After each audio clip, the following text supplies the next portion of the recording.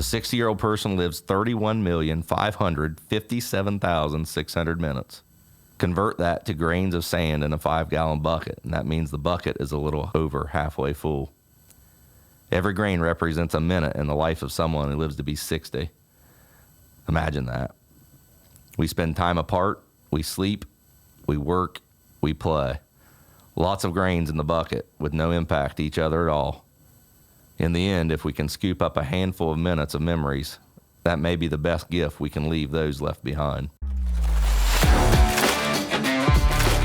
This is the Coaching Life Podcast, and I know I have to say who I am. This is Chris Stewart because I sound funny at least I sound funny to myself. I'm you sound pretty good. Okay, good deal. You're not sitting right across from my good friend, Coach Pat Martin, and it's been a couple weeks since we've recorded. We actually took 2 weeks off. It has, yeah. Not intentionally. No. But life just sometimes does that to you. Sure does. Where I'm coaching 7th grade basketball right now. We're in the swing of that. Yes, I forgot about that. Been doing a lot of field work, and work's been crazy busy. So field work for your varsity baseball field. Right. Yeah. Yeah. And you're also in the junior high gym now. Yes. How's it going? Quite a bit every day. It's doing good. You made cuts yet? Sorry. He looked at me like, we have local people who listen to this podcast. Don't say that out loud. Are you going to have to make cuts? Okay, I'll stop. Well, I've been there. I've coached junior high basketball, and I understand. Sometimes you have 17 kids come out, right? And there are different philosophies about at what point do you teach the tough life lesson of this might not be for you, right? So I've done both. We kept all 17 one year, and the following year we chose not to because it was tough. It was really tough. A little lesson. And we sat every child down and said, here's going to be your role. We want to make sure that we kind of like gave them the opportunity to cut themselves, I guess you could say, if they wanted to. But if you come to every practice, you're going to practice every day, but you're just not going to play very much at all. And I can't guarantee you any playing time. And they came back. And then what happens is inevitably, right? Because people are human, even if they come back under those circumstances and under those stipulations or contingencies, they still get upset. Well, the child may not, I don't know, but the parents usually get upset. Yeah, right? I'm bracing myself for that. So as a program, as a basketball program, we decided that we weren't going to cut this year. You say from top down? Yeah. Okay. And we have 15 kids on the roster. Oh, wow. So you're there. Yeah. Yeah. So I've discussed it with the parents. I'll continue to discuss it with the parents, and I've discussed it with the guys. They know that the bottom end of that number is not going to get much playing time at all. Right. So, like you said, I will specifically define a role for each of them and let them know this is how things are going to look. I mean, you talk about basketball is a limited. Yeah, you can't. Well, role, and junior high basketball, you play 6-minute periods. Mm-hmm. So I mean, it's really tough. Yeah. To get 9 kids. I mean, even to get 9 kids in the game is sure. Not really the easiest thing to do. But to get 12 is almost impossible. Yeah. And I'd say to get 15 is impossible. Let's be honest, unless you completely set aside the value of winning. Right. And that's another one of those questions about at what point do we start to value it more, right? Yeah. Obviously you're not valuing it as much as you would in varsity ball, but you do have to begin. I mean, there's got to be a transition point, and I think you can ease into them. Well, absolutely. And I would say this too, even from an individual's perspective, like if you want to talk about, value, there is, on a roster of 15, there's undoubtedly a group of kids that want to win really bad, and there's a group of kids that want to play really bad. So you have to weigh both of those. Yeah. And in the greater scheme of the team and the program, you put you take all those things into consideration when you make those types of decisions. So yeah, it's going to be a rough year, just because of that. I know if I don't get 4 kids in a game, it's going to bother me. Sure. Because it does in baseball. So I know, I know how it's going to feel for me, but that's what we're going to do. It stinks. Yeah. I mean, be honest about it. So you're in basketball mode now. A little bit. Transition. A little bit. And I have to be honest, I am not there yet. It feels weird to me because we're 1 week away from Thanksgiving, and I'm still in high school football mode. You are, because a good reason. Locally, yes, the Eastern Eagles in Reedsville, Ohio, Meigs County. There are a lot of Easterns out there, and there are a lot of Eastern Eagles out there. Yeah. I think those two words just go together. But no, the school where I coach baseball, and the football team has just had a phenomenal season, a phenomenal run, and they will tomorrow. Yeah, this is Thursday, isn't it? It's Thursday. Tomorrow night, Friday night. So by the time this episode airs, they will that evening play for a regional championship. That is the Elite Eight here in the state of Ohio. There are 8 teams left in the state in Division 7, which is the small school division. Yeah, we're kind of joined a little bit there from a Meigs and Eastern perspective. Well, not just because we're close and we support each other at times like this, but the football team has been coming to Meigs to practice on. Oh, have they really? Yes. That's great. Here and there. I don't know. I haven't seen them in the last couple of days, but it might just be a timing issue because I'm in basketball practice. I know a few years ago they went to Athens for the same reason. Yeah, it makes sense. Yeah. Right. So, so hopefully they... Good deal. Good luck to thank you guys you all out down there at Meigs Local for giving them the opportunity to do problem. that. So. The gate was open. They might have just walked right in. I don't know. Now listen. Don't be stealing Jason Jackson there. Oh, shoot. We'll talk about that some other day. He's already got half foot in the door. He's teaches there and coaches at across the county. Yeah, Jake really likes as a teacher. Jackson. Yeah, yes, he does. He's a good one. Thinks a lot of him. So very thoughtful man. Yep, indeed. Well, Coach, this is a first for us. What's that? This episode right here. We have an observer today. This is the first episode that we are recording in front of a live audience. Have you ever seen this is a live podcast, isn't it? Yes. That's right. It's officially that. Do you ever like seen the Mike and Mike shows when they, on the radio, when they would have they'd sit in front of a live audience, like, go to the big football games or whatever. That's one of the hottest trending things in the podcasting world today. Is live shows. Yeah, live podcasts. Live podcasts, like audio or video. But not necessarily in front of an audience, both. Right? Oh, no, yeah. In front of audiences. Oh, really? Yeah, basically like, what's the Smartless, I think, is Jason Bateman and a couple other actors, I think, are on that one. They will basically sell out like a memorial auditorium, which you and I will one day sell out. Well, we could basically put our show in a memorial auditorium. Right. We would set up a little studio, like a little lounge-looking thing on the stage, have a couple guests come in and talk with us, and basically pack out the 2,000-seat auditorium there. We'd have to talk with Disney first to make sure it was okay. For them to do that, because we don't want to hurt our contract or anything. Yeah, ESPN, Disney, yeah. So, but no, Gloria. Hey, say hi. Say hi, Gloria, if you would. So, go ahead. We told her we were going to, but she didn't believe us. That's right. You don't have to join the conversation completely, but at least say hi to everybody. Hi, everyone. All right, good deal. So, Gloria, and I'm going to give it a shot, all right? We practiced earlier. Jebu. All right, correct me. I apologize. Jebu. Okay. I'm not even going to try to repeat that, right? But no. Close enough. Yeah, so Gloria is a grad student here at Ohio University in Scripps in journalism or in media? No, in journalism. Journalism, yeah. And she is going to be taking my class in the spring. It's not a grad student class, but we don't offer this type of intro to podcasting that you're seeking, correct? Is that why you've asked to enroll into?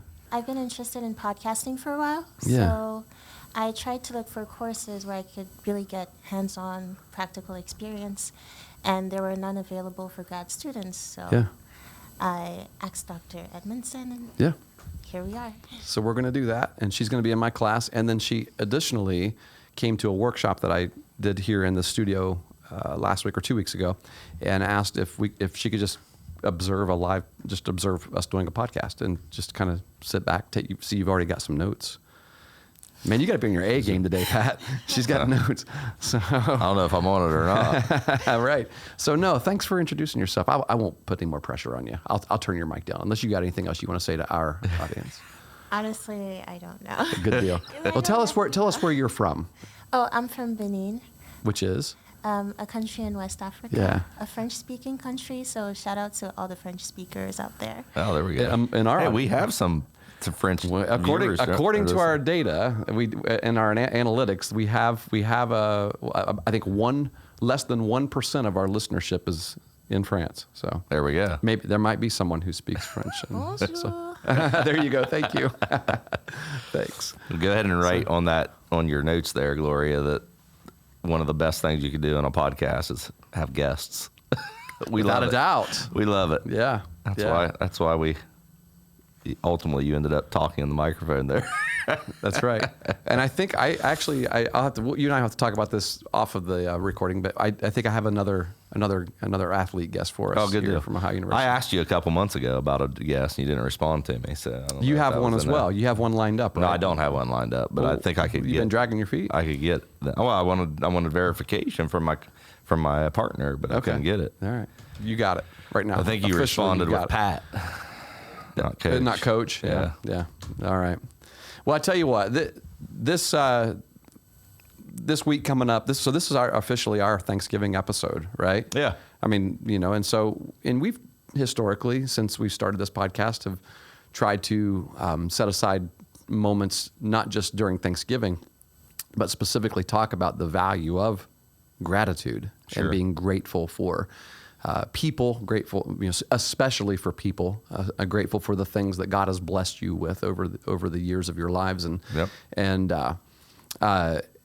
so this is going to be a special Thanksgiving episode for us, and I'm actually just going to throw the microphones, all of them, over to you, and let you just take it. I don't want to spoil anything that you might have planned to say, so I'm gonna send it over to you right now, Pat. Yeah, I don't really have a lot planned other than reading this note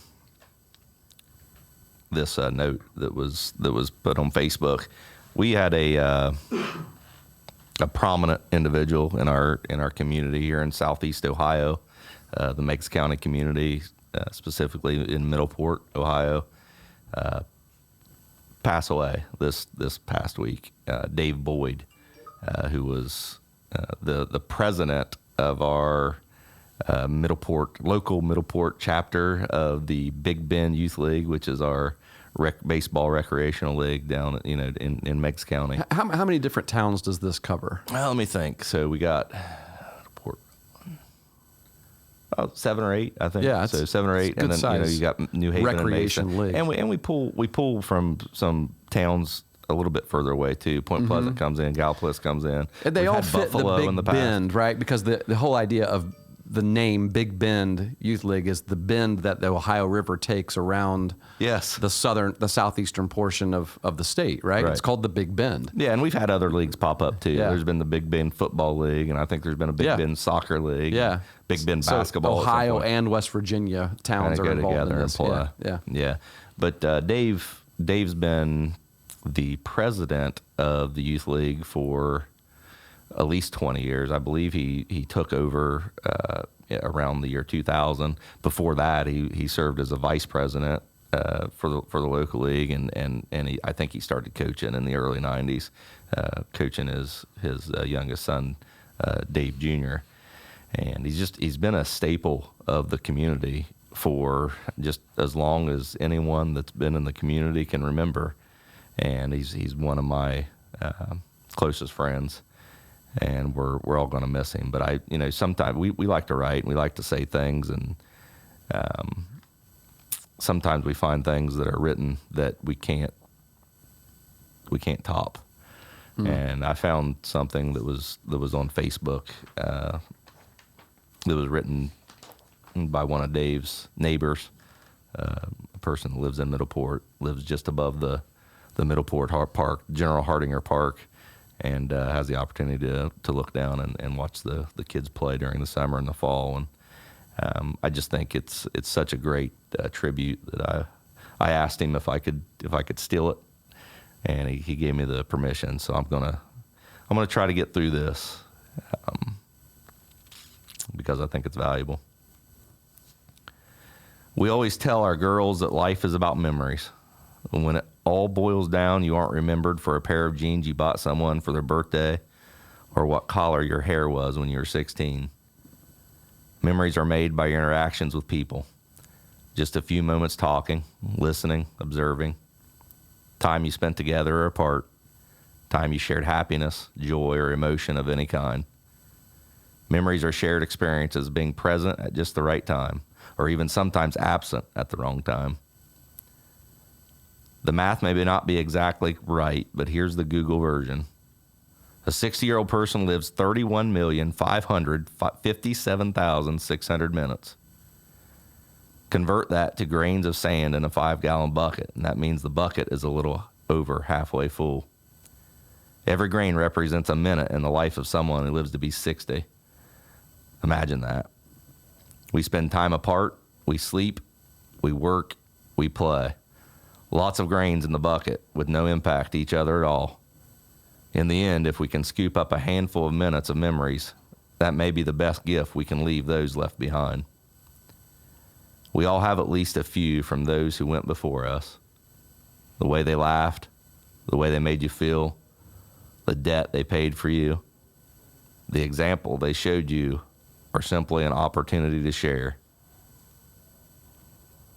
We love our small town and the opportunity to live around great neighbors and a thriving park. The spring, summer, and fall are all full of kids and families playing ball in the fields below, coming from all over to share experiences, joy, learning in both the win and the loss. Families getting together just to witness a game and live a memory. However memorable it is to each individual involved, it's truly a field of dreams. Dave Boyd was the most influential person involved in bringing that to Middleport for a long, long time. Dave was a guy who simply made it happen, got the right people in the right places at the right time to make wet fields dry, teams on time, and brought players, coaches, and umpires together. Dave helped create dump truck loads of special memories for all who have participated in what he loves so much, what we all love, without actually peeking behind the curtain at the wizard who made it all happen. The guy who cared so much for his community and kids and games and learning from winning and losing.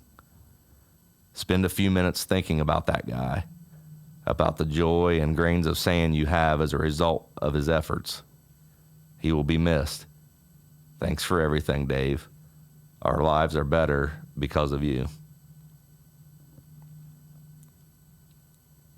I know we had a tournament, a co-ed softball tournament last weekend, and they brought down a trifold and a book.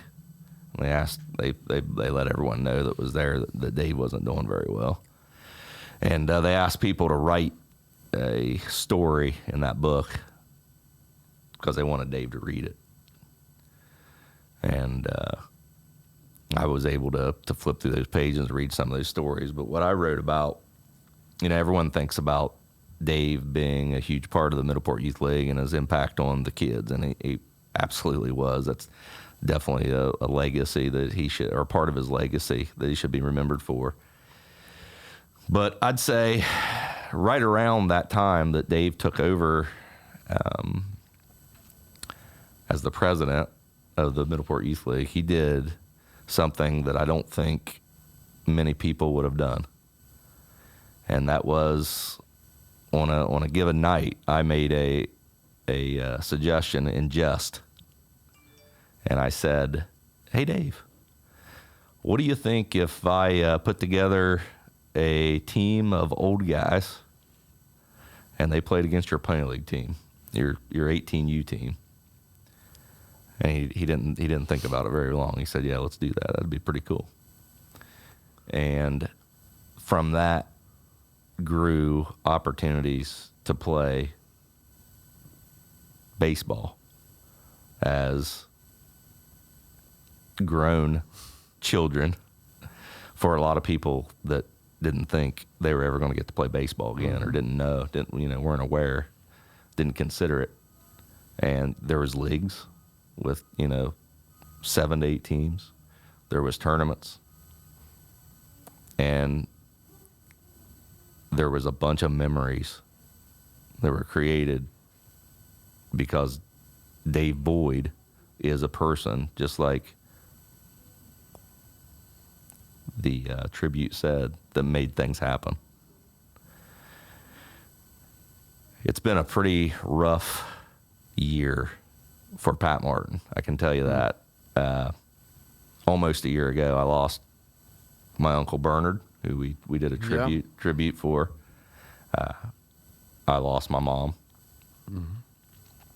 And then recently I lost my aunt Annie Hustle, who is Bernard's wife.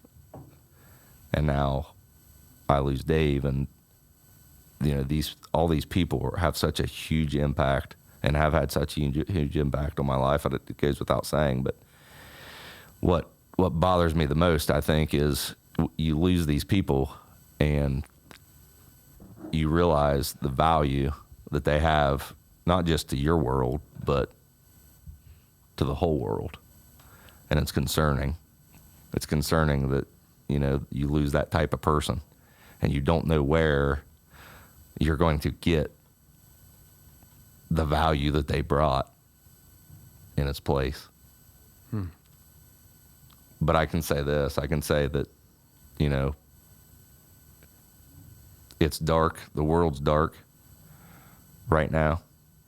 Yeah, I think it's getting darker, and it may never change. It may just continue to get darker. I don't know. But as it gets darker, the one thing that I know and that I see is, for me, is the glow of Jesus Christ. Yeah, is just getting brighter.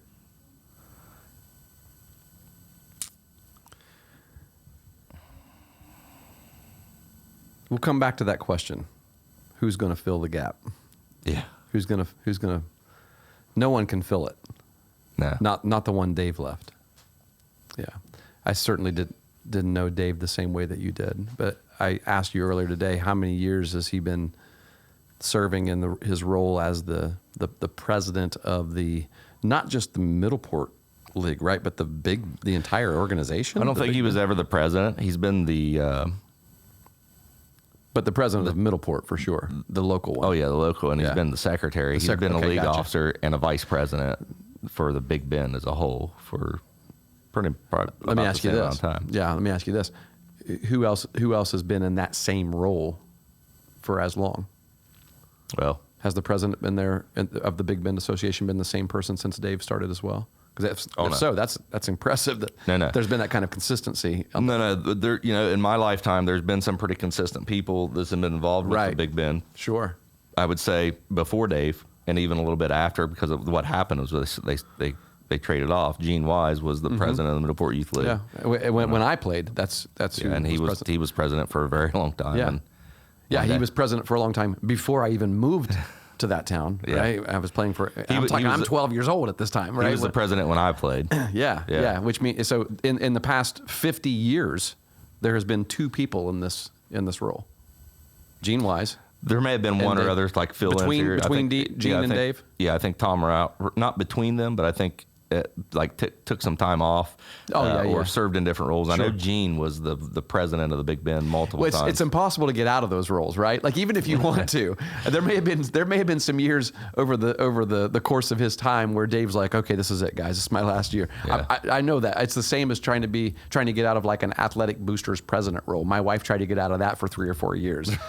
Right. and unless the bylaws state some reason why you can't be in it any longer, they pretty much, it's hard to get out. I mean, Todd Zorn here at the local Sandlot League, he might still be the president. I don't know, but I remember the last few years I was on the board, Todd saying, "Guys, I'm serious. I cannot do it another year." And everyone's like, "Oh, okay, man, okay." I nominate Todd. But just until we get somebody else, Todd, can you go ahead and like get these emails out and everything? Before you know it, we're in the middle of the spring, and he's doing everything that he was doing a year ago. So Chris Hutton was a was the president of Big Bend, president of the Rutland Youth League. He's been around for quite a while. He's not anymore. He's stepped aside. Ken McCall has been around for a very long time. Sure. Yeah. As the president of the Pomeroy Youth League and the president of the Big Bend Youth League. Pat Carroll was at Eastern and now his son Chris is at Tupper's Plains for a very long time, and Chris was usually right there with him, and he took he learned, and now he's got it. Yeah, right? And he's doing it. So there are people that's been there for a long time, and someday I hope I'll write about those people too.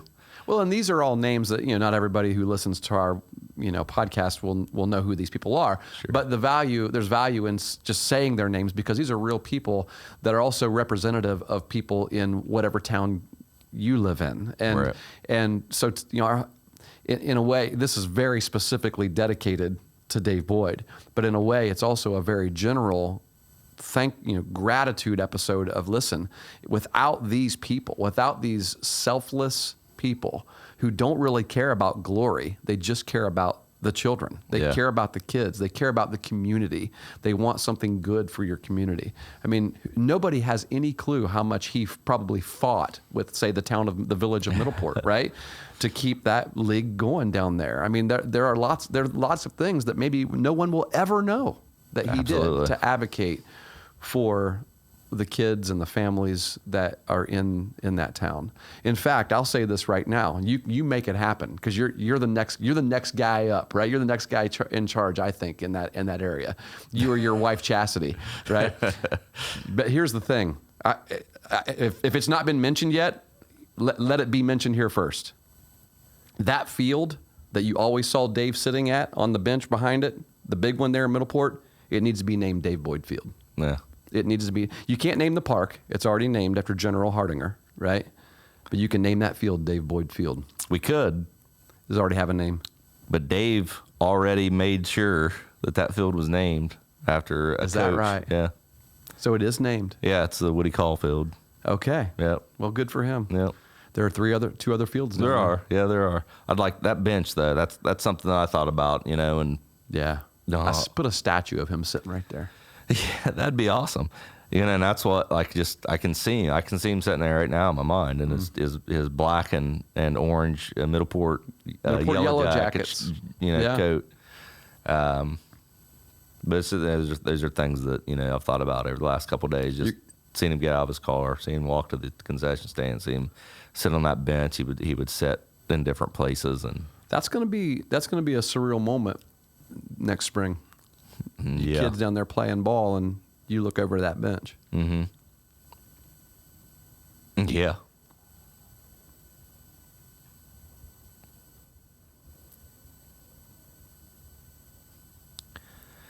He mentioning the community, he was a member of the recreational committee in Middleport. So he worked to do things, around town and other things for the parks. I think it was the Parks and Recreation group. And there's a lot of things, just like you said, that he did. I think that in the words there, that's why I thought what was written there, what I read, was so good, because he was compared to the Wizard of Oz. What happened behind the curtain. The guy that made everything happen, and you don't know how many times things came right down to the wire of him just spending, all night, all day trying to make something happen. And he figured out how to make it happen. And no one else knew how close it was to not happening. They'd feel the ripple effects if it didn't happen, though, wouldn't they? Oh, yeah, for sure. Absolutely. But because it happened, it felt like normal. Mm-hmm. And that's the kind of thing that people don't realize, the kinds of things that your leaders are doing. Sure. People who lead these organizations that often get criticized. Oh, yeah. I'm sure there was a lot of criticism thrown Dave's way over the years. Oh, yeah, for sure. Yeah. Sometimes by people that didn't know him, sometimes by people that did, that probably knew better. Mm-hmm. But I would say it bothered him. but it didn't matter to him because he had a purpose. Bigger goal. Yeah, bigger purpose. And that was, he knew, what he was doing. He was doing it to the best of his ability, and he was doing it for the kids. Yeah, it bothers you because you care. Obviously, you wouldn't be in the role if you weren't a people person, cared about people. Yeah. Yeah, couldn't let it impact. He still had to do what he had to do. Right. And that's true, like you said, that's true for all these people that serve in these roles. And there's a reason that they're, like you said, there's a reason that they're always in it, because no one else wants to do it. Yeah. It's not easy. Right. And it's not easy for them either, but they do it because, they love the kids, they love the game, and they love what it means about, to life, how it correlates to life. I mean, here's something, I've got pages of tributes like that you read that I saw on social media. Here's something that somebody said, talking about how big Dave's heart was and how dedicated he says, I'm quoting, how dedicated he was to making sure every kid had the chance to play. Couldn't afford to pay the sign-up fee or uniform? Taken care of. Didn't have equipment? He made it happen. Dave was a blessing to so many kids in our community, and it did not go unseen. The Middleport Youth League has a special place in my heart, and it won't be the same without him. I mean, this just, a lot of people just tagged the big post that you read and said, I can't say it any better than this. Yeah. And then some people had some words that they wanted to add to themselves as well. And the legacy will live on. Oh, for sure. Right. Absolutely. I'm sure we'll get something done down there to keep his presence in the park, and you'll make sure of it. You've got the putting a lot of pressure on me, Coach. I don't know if I think people asking what's going to happen to the youth league.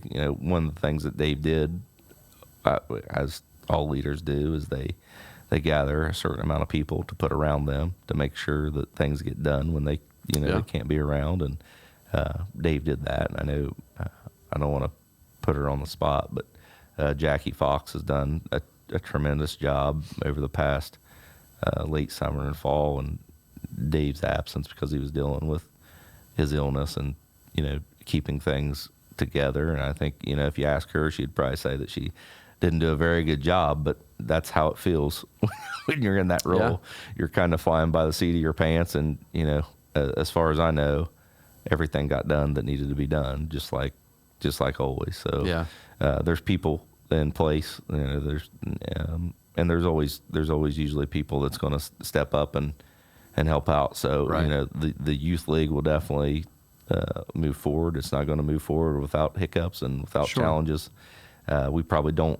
Myself, even knowing Dave as I did, and him telling me the things that he did, I don't know all the things that he did. To make things continue as they did. Dave, we hope you wrote that stuff down. Yeah. I don't know that he could have wrote it all down. There's so much, so much he had. I mean, there's things he told me in passing, just like, this is the way I do this. And I kind of thought to myself, did you expect me to remember that? Or, but, and I'll tell you this too. The one thing that you lose is Dave was loved by so many people. So he had a lot of resources. Yeah. To pull some strings and make things happen. Right. So, that's going to be missed. Yeah. Well, and he was a diplomat, right? I mean, he was sure. The diplomacy that he was able to operate with in keeping the peace with a lot of, because let's be honest, you and I talk, why do we have 155 episodes of a youth sports podcast? Because there's a lot of problems, right? We're in here solving problems every week, right? Well, just think about all the different types of people that, and I say this on Dave's behalf, but the type of people that these presidents and officials have to deal with. You have obviously players, coaches, umpires. You have staff to run concession to get the fields ready, things like that. You have stuff to sell on the concession stand. Right. Who's getting that? Yeah, right. I mean, the village, officials, the mayor.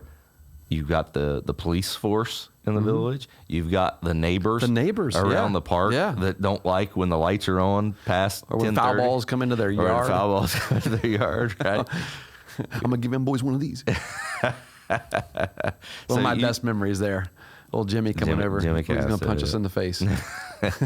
He's long moved from that house. He finally got away. Yes. There's no foul balls being hit up against his house. Oh, they're still being hit. Up against his? Not against his house. Okay, yeah. I haven't seen Jimmy in a while. I used to see him, riding around on the scooter. Yeah. Haven't seen him in a while. But yeah, there's and there's so many things that you have to deal with, so many different problems because of where you're kind of you're in the middle of all of it. So you have to deal with people and different people in a bunch of different ways. So yeah, he was absolutely a diplomat, and that's not easy. That puts a tremendous amount of stress on you. But he did a good job of it. He really did. He did a good job. Well, whatever you can do. Obviously, a bench would be the least. Of the type of memorial that could be done for him, but something can be done. It's funny you say that too, and you said it about the field.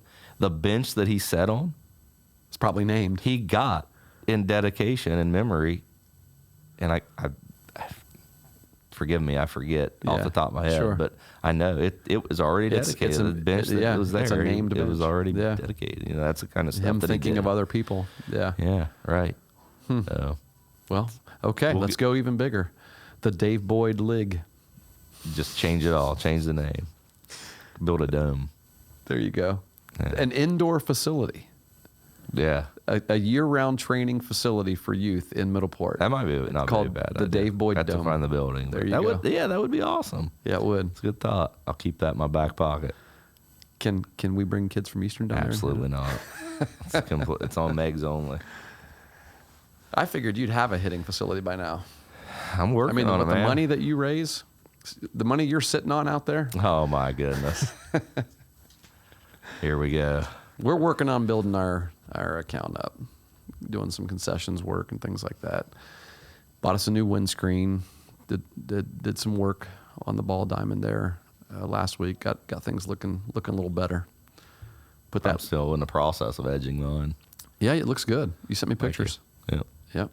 It's taken me a little while. Isn't it amazing how much different a baseball diamond looks? It's crazy. When you just cut off the rough edges around the grass. It's crazy. Just I would make say a clean edge. Actually, I was out there doing. I think that's one thing we will do, or at least I'll recommend and offer my edger to Middleport to edge it up a little bit, because even just around like an all dirt, with a grass infield, you see it everywhere, so it makes a huge difference. Yeah. But down there in Middleport, just even an all dirt field, when you edge that circle out around the edge, it does something. It just changes the whole field. It's just crazy what it does. It really does.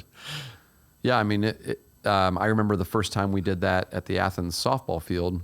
Because it's an all dirt field, but then you got the arc. But then they also it was actually grassed in front of the dugouts, and they had these walk up paths, and just cutting those edges straight, and then stepping back and looking at it, it looks like a completely different field. Absolutely. Yeah, and it's a pretty simple process, unless you cut 3 feet off like what you did the other day.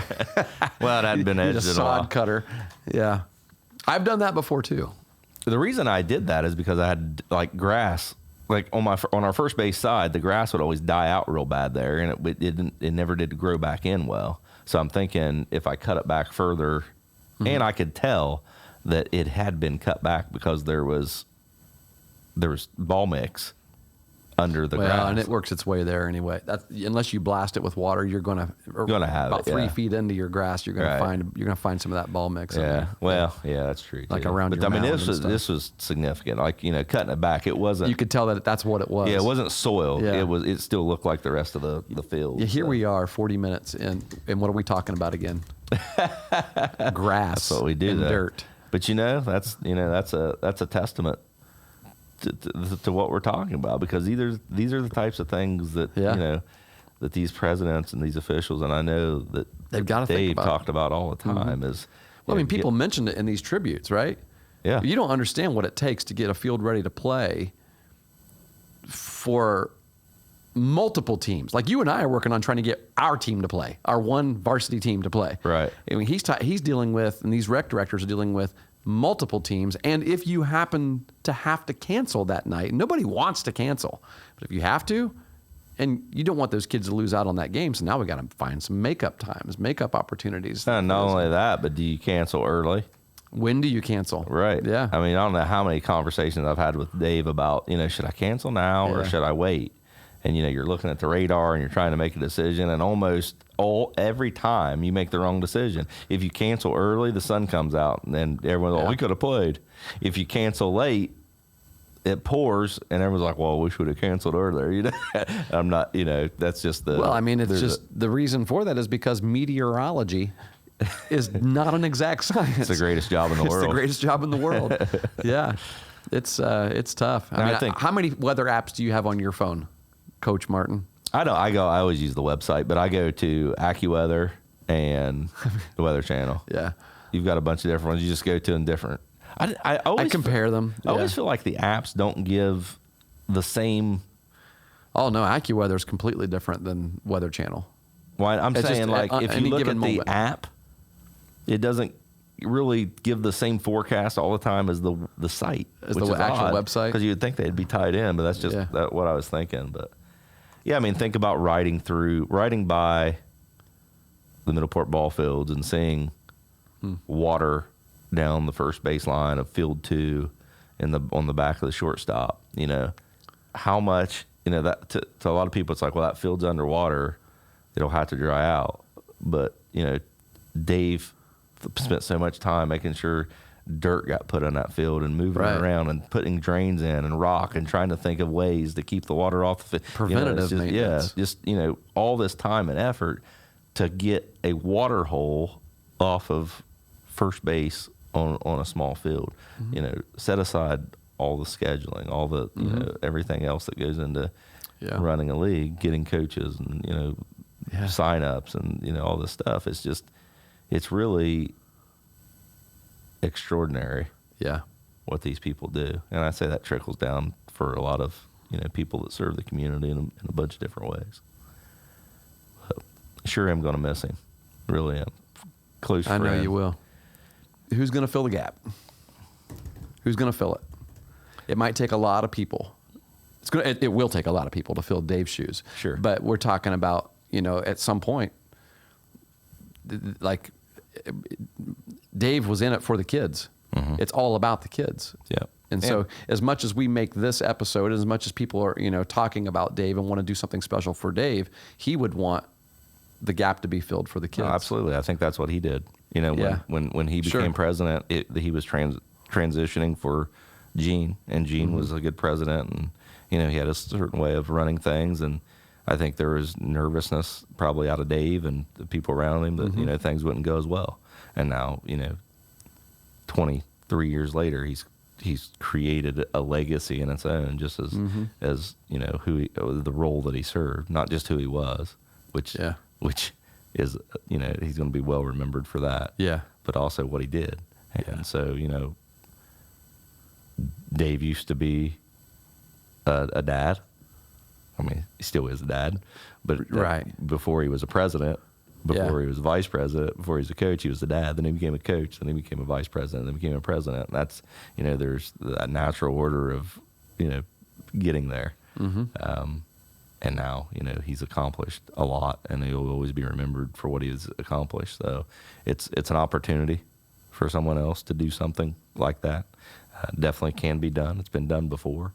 And like you said, Dave would want someone to do that. Yeah. So it will go on. The game will go on. Yep. Well, thanks for talking about him. I'm surprised. I know it's not easy for you. Yeah, I've read that passage probably 3 times, and every time I read it, I was bawling my eyes out. But I think Gloria made me stronger today. I didn't want to. That's right.